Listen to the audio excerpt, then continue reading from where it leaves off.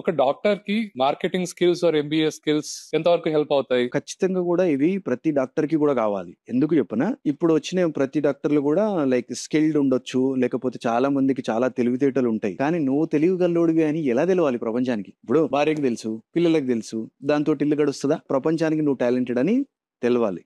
దానికి మనమే ప్రమోట్ చేసుకోవాలి. మనల్ని మనమే ప్రమోట్ చేసుకోవాలి. అది అస్సలు తప్పు కాదు.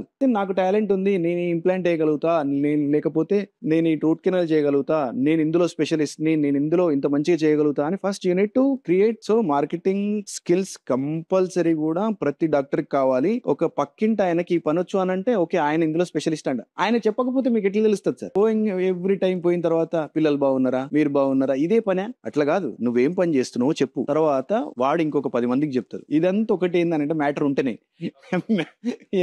ఎంత డబ్బు కొట్టుకున్నా మ్యాటర్ లేకపోతే అవును. కొట్టుకుపోతాం. సో సర్వీస్ అది ట్రీట్మెంట్ ఇంకా నెగిటివ్ బాగలేదు గా అంటే నెగిటివ్ ఎక్కువ ఇంకా అవుతుంది. ఎక్కువ నెగిటివ్ అవుతుంది.